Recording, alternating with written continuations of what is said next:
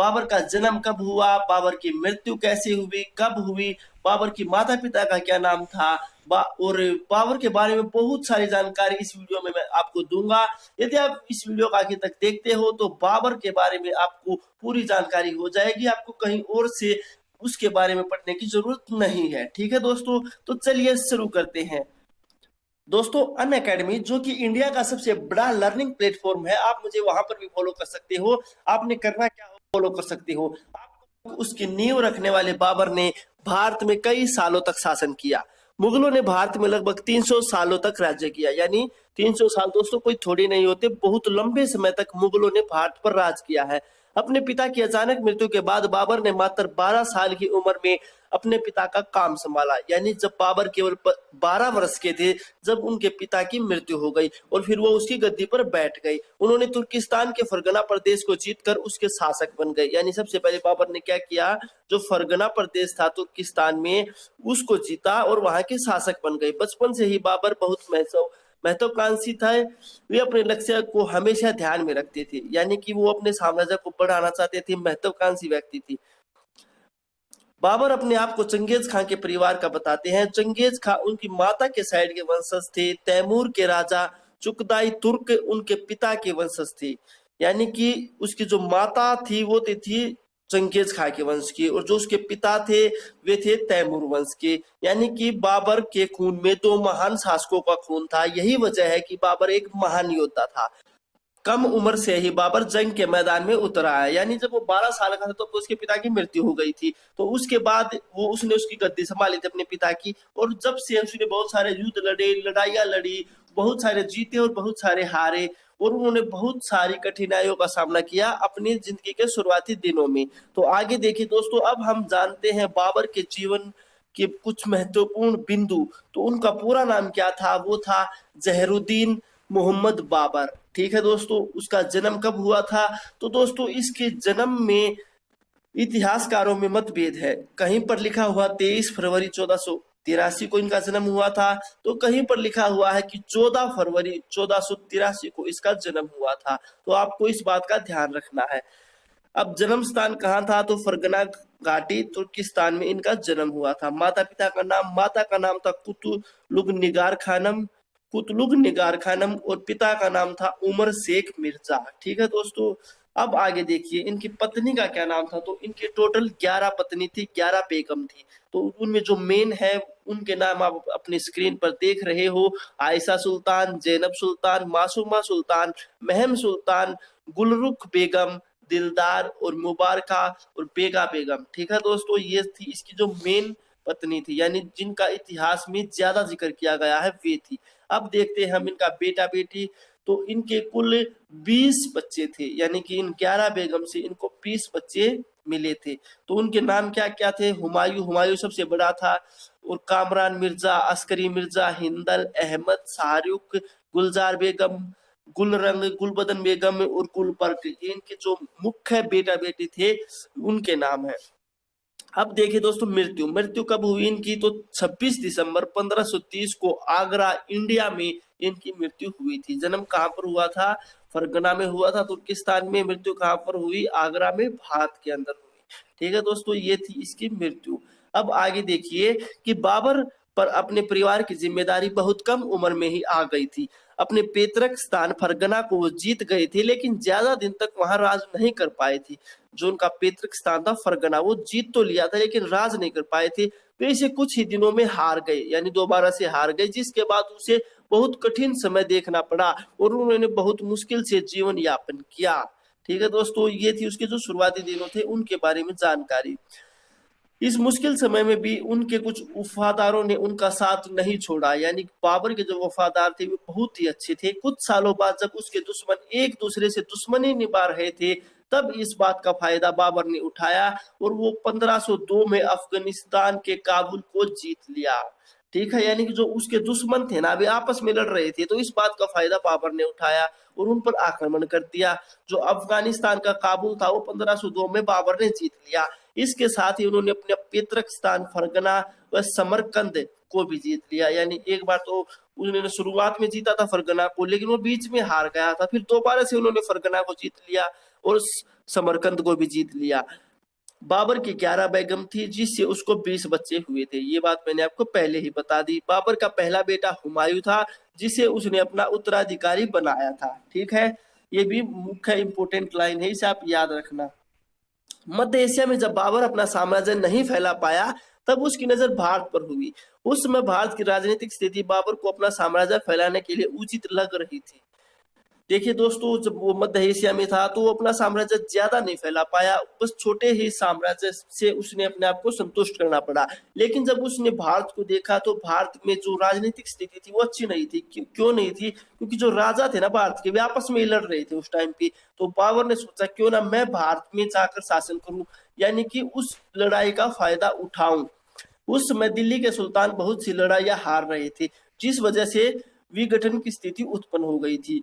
यानी कि जो उस समय भारत की जो दिल्ली थी ना, वो मेन थी उस समय, और वे लड़ाइयां हार रहे थे वहां के सुल्तान। तो दिल्ली का मतलब पतन होता जा रहा था।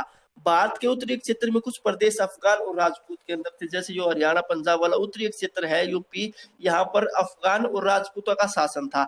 लेकिन इन्हीं के आसपास के क्षेत्र स्वतंत्र थे। यहाँ कुछ कुछ जो क्षेत्र थे वे स्वतंत्र थे, किसी के अधीन नहीं थे, जो अफगानी व राजपूतों के क्षेत्र में नहीं आते थे। ठीक है दोस्तों, इब्राहिम लोदी जो दिल्ली का सुल्तान था, एक सक्षम शासक नहीं था, यानी कि वो भी एक अच्छा शासक नहीं था। वो शासन नहीं कर पा रहा था अच्छी तरीके से।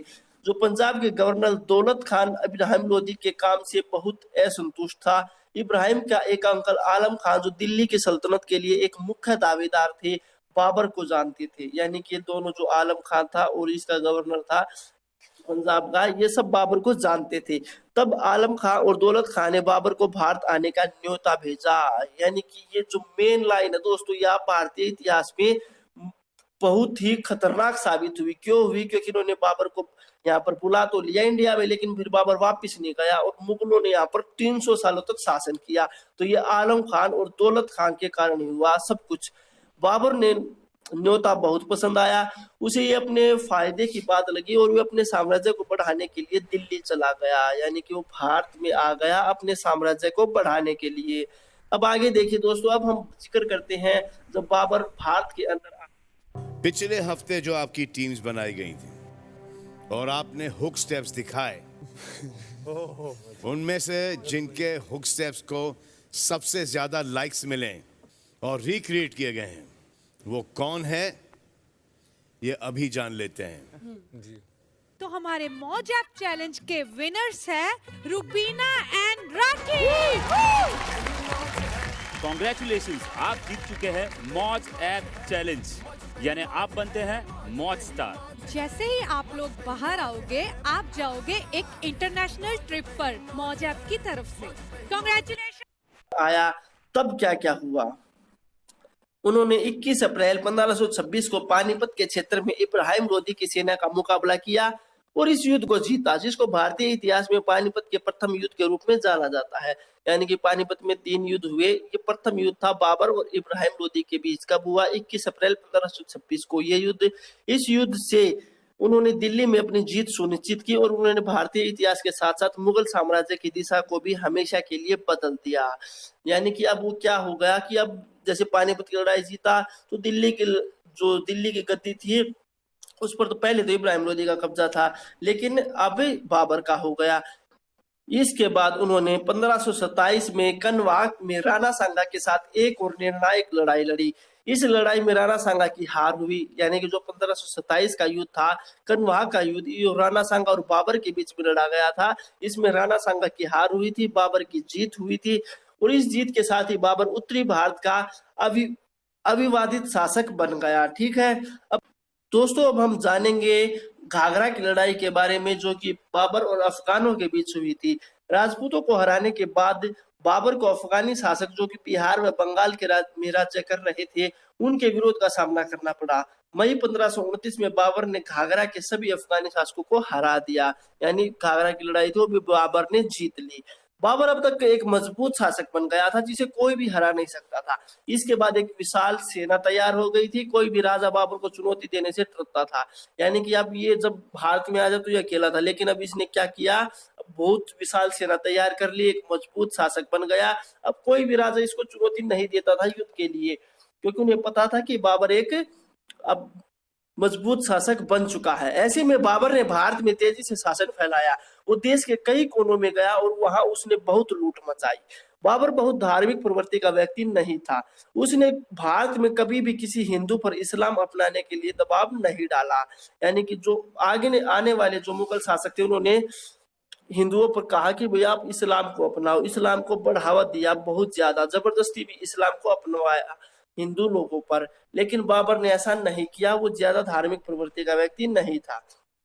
देखिए दोस्तों, अब हम जानते हैं बाबर की मृत्यु के बारे में कि बाबर की मृत्यु कैसे हुई। तो मरने से पहले बाबर पंजाब, दिल्ली, बिहार को जीत चुका था। मरने से पहले उन्होंने खुद की किताब में लिखा थी कि जिसमें उसके बारे में हर छोटी बड़ी बात थी। यानी कि बाबर ने अपनी एक आत्मकथा लिखी थी जिसका नाम था तुजुक ए बाबरी, और उसको तुर्क के भाषा में लिखा गया था। ये मोस्ट इंपोर्टेंट क्वेश्चन है, कई बार कॉम्पिटिटिव एग्जाम में पूछा जा चुका है, तो आपने इसे जरूर याद रखना है। तो देखिए, बाबर का बेटा हुमायूं था। कहते हैं कि जब वो 22 वर्ष का था तब एक भयानक बीमारी ने उसे घेर लिया। बड़े से बड़े वेद हकीम उसकी बीमारी को ठीक नहीं कर पा रहे थे। सबका कहना था कि अब भगवान ही कुछ कर सकते हैं। बाबर हुमायूं को बहुत चाहता था। वे अपने उत्तराधिकारी को ऐसे मरते नहीं देख पा रहा था। तब उन्होंने एक दिन हुमायूं के पास जाकर भगवान से प्रार्थना की कि वो चाहे तो उसकी जान ले ले, लेकिन हुमायूं को ठीक कर दे। उसी दिन से हुमायूं की हालात सुधरने लगी। जैसे जैसे हुमायूं ठीक होते गया, बाबर बीमार होते चला गया। सबने इसे भगवान का चमत्कार ही समझा। देखिए, ये मोस्ट इम्पोर्टेंट टॉपिक है। 1530 में हुमायूं जब पूरी तरह ठीक हुआ तो बाबर की मौत हो गई। बाबर का अफगानिस्तान ले जाकर अंतिम संस्कार हुआ। यानी कि अगर ये कहा जाए कि बाबर का मकबरा कहाँ पर है, तो अफगानिस्तान में है, काबुल में। हुमायूं इसके बाद मुगल शासक बने और दिल्ली की गद्दी पर राज्य किया। तो इस प्रकार ये था बाबर का जीवन परिचय कि उन्होंने कैसे जन्म लिया,